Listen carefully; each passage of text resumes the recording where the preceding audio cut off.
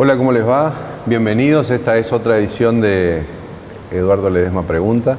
Y hoy tenemos un invitado de lujo, que nació en Bucarest, Rumania. Vive en Corrientes desde los 5 años, está casado, tiene 3 hijos, 3 nietos. Habla y lee en español, rumano, francés e inglés. Es médico clínico, egresó de la UBA en 1968, hace más de 50 años. Se capacitó en su especialidad en el Instituto de Investigaciones Médicas de la UBA con el doctor Alfredo Alanari. Ha sido director del Hospital Escuela de la Facultad de Medicina de la UNE, José Francisco de San Martín, desde el 79 hasta 1989. Fue jefe del Departamento de Medicina de dicho hospital. Fue profesor titular de Medicina de la Facultad de Medicina de la UNE, desde 1979 hasta el año 2015, casi 40 años de ejercicio. Fue director del programa de especialidades universitarios en medicina interna de dicha facultad. Y estamos hablando del doctor Bobby Popescu, que es un eminente médico clínico, maestro de medicina, maestro de muchos profesionales del medio, de la Universidad del Nordeste, y además, como alguien dijo alguna vez, es un lector inalcanzable. Así que vamos a ver si estamos a la altura de las circunstancias. Doctor, ¿cómo le va? Pero muy bien, muchas gracias. Gracias por aceptar esta invitación. Así es. ¿Le gusta este lugar? Sí, me gusta. ¿Usted tuvo alguna relación en la época de esplendor de este lugar? Sí, me trae recuerdos. A ver. Acá conocí a mi mujer, así que... No me diga. Sí, en un baile acá. Aquí se hacían bailes, Acá ¿no? se hacían bailes antes, sí. Sus padres vinieron de Rumania, llegaron más o menos en 1949, unos años después de la guerra. Sí, tal cual.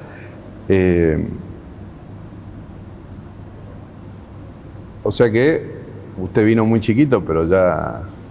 Sí, prácticamente viví toda mi vida acá. ¿Se siente correntino o dónde está Rumania ahí en ese...? No,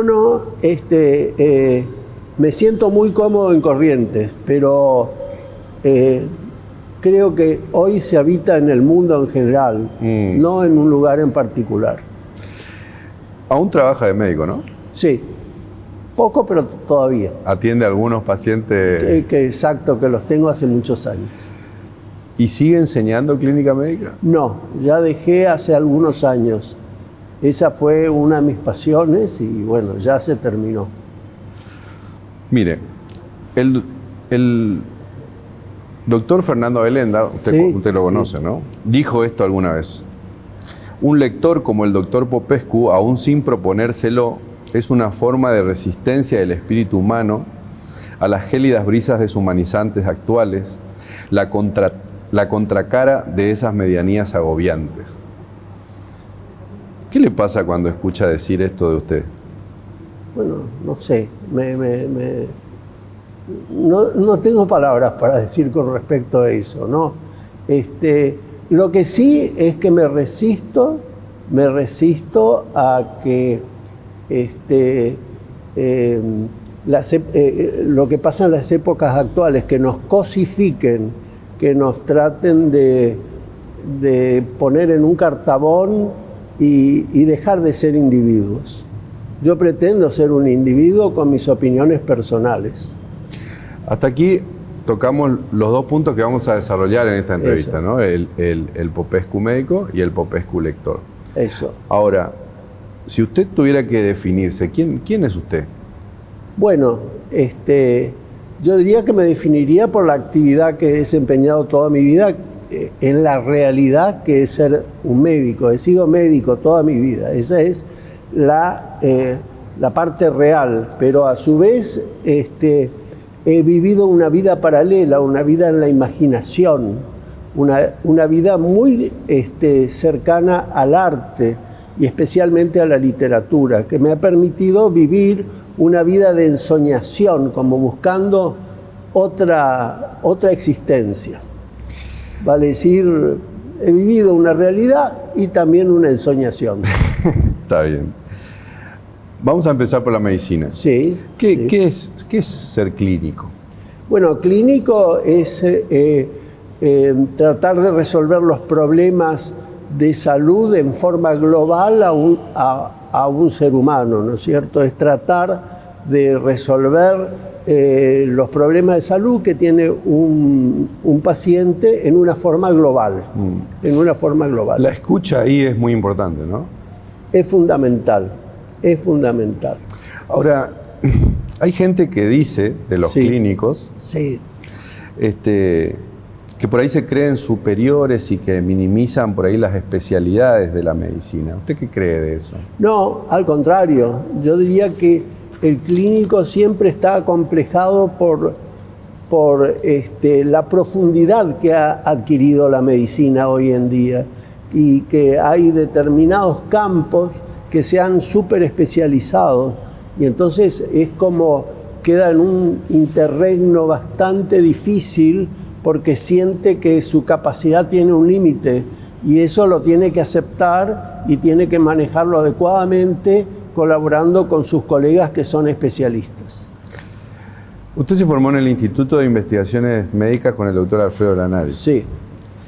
¿Y cómo ha sido, después de esa formación, su regreso a Corrientes a tratar de entregar esos conocimientos adquiridos en una idiosincrasia que seguramente era un poco distinta, ¿no? Sí, yo la verdad que me formé en un instituto de alta exigencia y de calidad médica y en un ambiente de pluralidad de ideas también y bueno, cuando terminé mi especialización terminé con una profunda autoestima de mí mismo porque creía que era un médico extraordinario. Cosa que la realidad me mostró que no era tan así. Pero de todas maneras, entonces vine a Corrientes y traté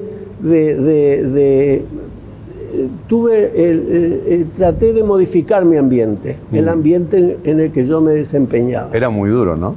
Sí, fue muy duro el contraste entre lo que yo vivía, un instituto súper especializado y de gran jerarquía científica, venir a encontrarme en un medio donde la medicina no estaba muy bien desarrollada. ¿Y qué era el medio? ¿Cómo era la medicina de acá? Y bueno, yo me había desempeñado en un medio hospitalario. Claro. Y al llegar acá me encontré con hospitales totalmente deficientes. Hospitales que funcionaban solamente a la mañana, donde se atendía, donde venían solamente los pobres que no tenían otra solución, donde los médicos se retiraban después de 2 horas, el hospital estaba abandonado, nada más que con una guardia. Y bueno, eso era una cosa, la verdad que un panorama muy desolador. Y usted trajo el rigor, la medicina basada en evidencia, digamos, ¿no? Que aún hoy cuesta mucho, no digo en la medicina, ¿no? Sino que la gente pueda trabajar basado en evidencia más que en opiniones. Trajo los ateneos, la autopsia. ¿No se hacía autopsia cuando usted vino? No se hacía. Eso fue una etapa posterior, ya cuando entré al hospital escuela fue eso, pero primero pasé como un periodo de 7 años donde, bueno, me costó ingresar al hospital, después ingresé al hospital y para darle en un pantallazo cuál era la realidad, un día, bueno, ahí ya introduje una cosa que no era habitual en Corrientes, que eran las recorridas médicas, donde un grupo médico analiza los problemas de un enfermo en una forma conjunta y a veces en la misma cama del paciente, tratando de encontrarle soluciones a los problemas ahí mismo, al lado del paciente. Eso no se hacía acá en Corrientes. Para lo cual la historia clínica debía estar en la cama. No, la historia clínica debía estar hecha, cosa que tampoco se hacía, vale decir, solamente en la sala del doctor Felipe Lanari, en ese momento era la única sala donde se hacían en Corrientes historias clínicas,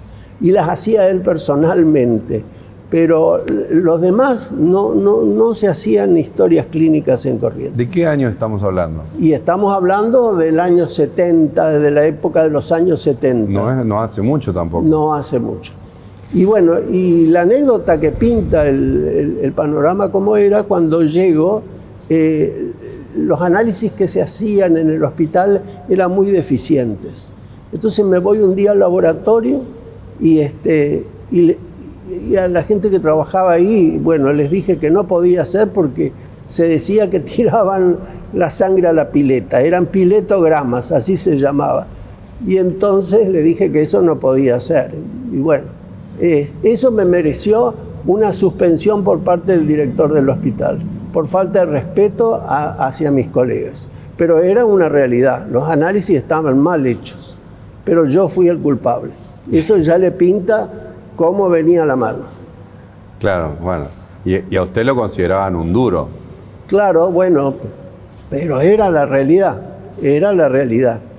Con esa realidad tuve que enfrentarme. Después en el hospital escuela ya ahí hubo un cambio muy grande, porque ahí ya estaba con un grupo de colegas que teníamos más o menos ya las mismas ganas de hacer bien las cosas y de trabajar en un hospital. Y ahí empezaron a formar a su propia gente, digamos, ¿no? Exactamente, exactamente. Ahí se introdujo el sistema de residencias, que no había, el sistema de residencias médicas, vale decir que los médicos se empezaron a capacitar ahí mismo, el hospital justamente universitario sirvió para que la gente se capacite, se introdujo la enfermería universitaria y se realizaban las recorridas y lo que usted menciona, los ateneos, que son análisis en grupo.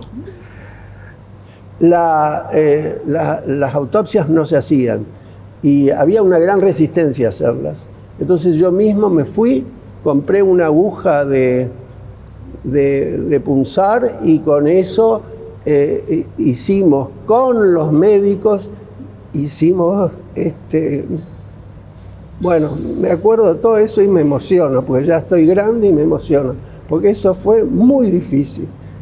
Hicimos la primera autopsia en Corrientes y yo mismo después cosí el cadáver con todo respeto y pudimos saber de qué había fallecido nuestro paciente. Eso fue muy importante. Fue un paso radical en tratar de hacer buena medicina. Fui formado en un régimen de muchas exigencias y de mucha rigidez, dijo usted alguna vez. Después, con el tiempo, entendí que el aprendizaje no tiene nada que ver con la rigidez y la exigencia. Exactamente. ¿Sigue sosteniendo eso? Totalmente, totalmente. ¿Con qué tiene que ver el aprendizaje? El aprendizaje tiene que ver primero con un deseo de perfeccionamiento por parte de uno, ¿no?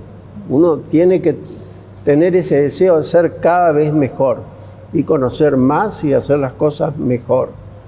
Y bueno, pero necesita en ese difícil camino gente que lo aliente, gente que le muestre cuáles son sus fortalezas y cómo puede mejorarse.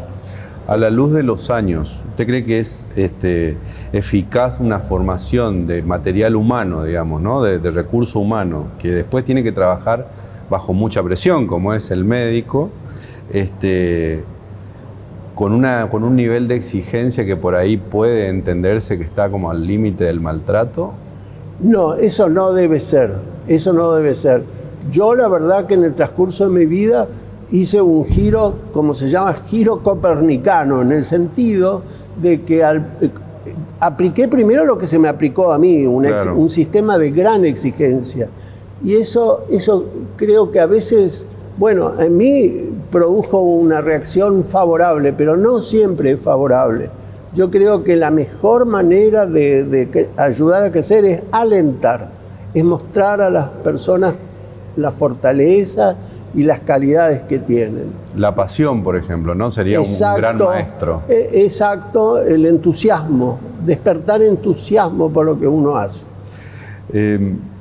Usted dijo en una entrevista hace poco tiempo que yo quise que haya una materia de literatura médica, pero nunca llegué a concretar.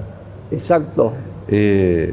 Porque usted le decía a los médicos, a sus estudiantes, le decía, ¿cómo van a crecer ustedes como médicos solamente estudiando medicina? Es decir, hay como una comprensión, vamos a suponer, del espíritu humano que no están en los libros de medicina, ¿no? ¿Por qué no se concretó eso? Bueno, capaz por falta de decisión mía, por falta de decisión, bueno, porque estaba embarcado en muchas cosas, vio que en la vida siempre uno sueña con realizar determinadas cosas y a veces no las realiza. Y yo creo, eso hay en muchas facultades del mundo, cátedras de literatura médica, pero en realidad lo practiqué en una forma más informal. En la formación última de los residentes hacíamos reuniones donde analizábamos, por ejemplo, un texto de Tolstoy o veíamos una película sobre cómo se curaba un enfermo. Entonces, a través del arte los hacía reflexionar a los médicos sobre las escenas o las lecturas que leíamos. Yo creo que justamente, por ejemplo, hablábamos de un cuento de Tolstoy, no, de Chekhov, un cuento de Chekhov sobre un cochero en la Rusia que se había muerto un hijo. Y todos los pasajeros subían y nadie quería tocar el tema con él. Todos le decían, bueno, lléveme a tal estación, a tal otra, hasta que al final del día el cochero vuelve y vivía en un establo. Y entonces se comunica con su caballo y le dice, se ha muerto mi hijo. Eso expresa la falta de comunicación que hay en la vida actual. Y lo que es peor, que el médico no escucha a sus pacientes, ¿no es cierto? Y entonces, a través de la reflexión sobre ese cuento, hemos tratado de mostrar la necesidad de escuchar a los pacientes. Yo supongo que la medicina de ese momento era también un reflejo un poco de la sociedad de ese momento, ¿no? Y así como usted cambió la manera de relacionarse internamente dentro del hospital, supongo que también tiene una mirada con respecto a lo social, ¿no? A lo comunitario. Entonces, su mirada con respecto a la sociedad correntina, nuestra manera de ser, ¿cambió con los años? ¿Se hizo más indulgente o se hizo más exigente o no cambió? No, eso por supuesto, yo creo que no ha cambiado. Acá hay una sociedad que tiene muchas cualidades, yo diría, es una comunidad solidaria, una comunidad muy amable, muy afectuosa. La gente es una gente de una bondad natural y de una comunicación muy fluida, pero es una sociedad de gran atraso. Imagínense que tenemos un porcentaje de analfabetismo y semianalfabetismo muy grande. El analfabetismo funcional en nuestra sociedad está muy difundido.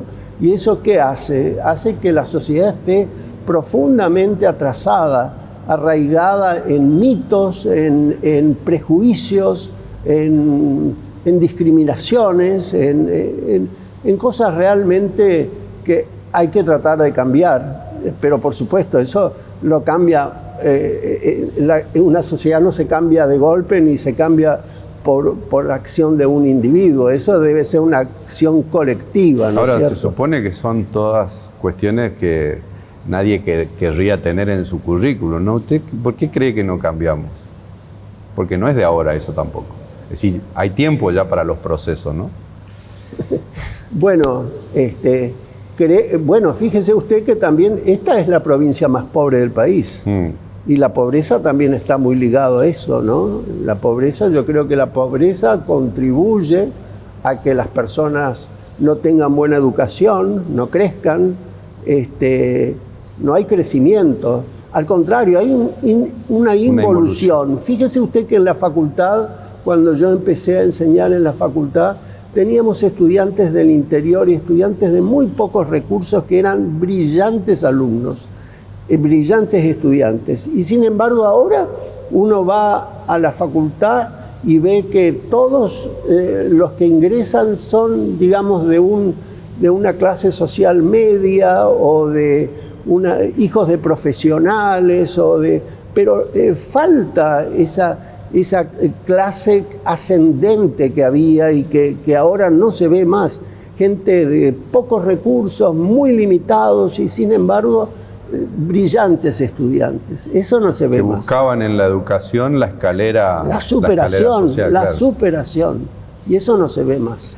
Inclusive con una fuerza que ahora no se ve. Bueno, vamos a entrar a un tema crucial, ya que lo menciona, ¿no? Que es, ¿por qué cree que no... ¿Qué más hay ahí? ¿Por qué no avanzamos como decimos o creemos que podríamos? Porque usted escucha el discurso que está socializado también de la sociedad correntina, es un discurso de discriminación, ¿no? Hay un otro que nos oprime, digamos, ¿no? Exacto. Eso, alguien lo dijo alguna vez, eso pasa, cuando eso pasa, nosotros lo que estamos haciendo como sociedad es sacarnos encima la responsabilidad que nos cabe, ¿no? Porque, así es. ¿Qué cree usted que pasa ahí? Bueno, no sé, la verdad que acá mucha gente piensa que mucha gente piensa que salvándose personalmente ya está, que se va a salvar. Y uno no se puede salvar o no puede estar bien si al lado suyo tiene una persona con necesidades básicas, con necesidades elementales, con falta de educación. Es algo terrible, es algo...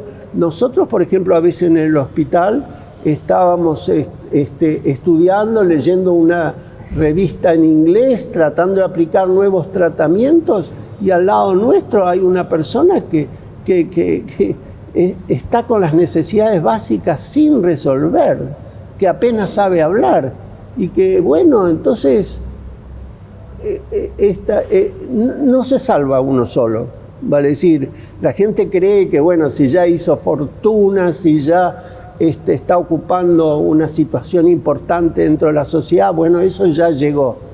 Pero ¿puede ser realmente feliz cuando alrededor, por ejemplo, no hay agua, no hay cloaca, no sé, la verdad que es muy complicado, excede a mi capacidad eso, es muy complicado, pero por lo menos yo creo que tenemos que reconocer esa realidad, y si reconocemos esa realidad vamos a mejorar. Bueno, ahí puede estar uno de los puntos, una raíz de por qué la pobreza sigue siendo estructural aquí, ¿no? O sea, si tenemos la mirada solamente individual, me parece que no vamos a salir de nuestra condición. No, y además hay una gran hipocresía.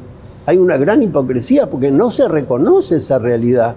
No se reconoce que somos la provincia más pobre del país. No, incluso produce enojos. Exactamente, no se quiere admitir. Y al no admitir, cuando uno no admite el problema, no lo puede superar. Claro. No se da cuenta que el problema está, pero no, lo vamos a tapar. Acá es todo magnífico. No, así no se resuelven las cosas. ¿Saber tanto de tan poco hoy es una nueva forma de ignorancia? No. Al contrario, yo digo que ahora hay mucha gente que sabe nada más que lo poco, en lo profundo lo poco, y entonces se pierde gran parte de las oportunidades. Yo creo que hay que tratar de volver en ese sentido a tener interés por muchas cosas, no solamente... El conocimiento enciclopédico, digamos. Exactamente, no aplicarlo como procedimiento de enseñanza, pero como desarrollarse personalmente en forma multilateral, no en forma unilateral. Hay un concepto que es recurrente en usted en distintos momentos, ¿no? Y lugares y situaciones que tiene que ver con que usted, no sé si se enoja o qué, pero que como que pone siempre en la vereda enfrente la mediocridad, ¿no? ¿Es así? ¿Es como yo veo? ¿O le hace un poco de ruido eso que...? No, no entiendo bien la pregunta, en el sentido que, la verdad que siempre me han acusado de que soy elitista por ahí. Y la verdad que no es que sea elitista, sino yo creo que tenemos que tratar de mejorar día a día nuestra condición, nuestros conocimientos, y aquella persona que se estanca y no mejora, bueno, es una barrera, pienso yo, es un atraso, y estoy en contra de esa quietud, digamos. ¿Y la pseudociencia? Porque en comunidades como las nuestras, Sí. con niveles de ignorancia muy altos, Sí, de sí. analfabetismo, etcétera, de condiciones muy desfavorables, Sí. por ahí se creen un montón de cosas, ¿no? Y no justamente en la ciencia, no justamente en la Exacto. evidencia. Entonces hay como mucho lugar para que prendan este tipo de... Exacto. ¿Y cuál es su posición al respecto? Bueno, por supuesto, soy totalmente adverso a eso, totalmente adverso, pero acepto porque vivo en una comunidad donde están todas esas cosas. Por ejemplo, nosotros en el hospital, la primera vez que aplicamos un antiviral específico contra el herpes zóster, estábamos enloquecidos, pero digamos, qué progreso que estamos viviendo. Pero vinimos al día siguiente, habíamos visto que la paciente en el hospital se aplicó tinta china para tratar de resolver el problema, vale decir, recurrió a un curanderismo, digamos. Y bueno, eso estoy totalmente adverso a eso, totalmente adverso. Una pregunta que me quedó, ¿usted volvió a Rumania? Sí, volví en varias oportunidades, ¿Y la última? La última creo que hace 2 años, sí. ¿Tiene familia ya? Sí, restos de la familia. Era una familia muy numerosa que después fue diluyéndose, y actualmente tengo nada más que una prima mía que es muy amiga mía, y bueno, y entonces voy periódicamente. Me siento muy bien como hablo rumano. Claro. Y bueno, veo la casa de mis padres, la casa de mis abuelos y todo eso. Entonces, eso me hace, me lleva un poco a las raíces mías también, que están tan perdidas, y bueno, pero eso me hace también, vuelvo a una de sus preguntas iniciales, a considerar que soy un ciudadano del mundo, no solamente de un lugar. Claro. Exactamente. Nosotros nos vamos a meter en el mundo de la literatura, pero la semana que viene. Bueno, como quiera. Muchas gracias, Doc. Bueno, perfecto. Nosotros vamos a seguir conversando con el doctor Popescu la semana que viene, porque vamos a entrar a un mundo todavía más apasionante que el de la medicina, que tiene que ver con el mundo de la literatura. Muchísimas gracias y hasta la próxima.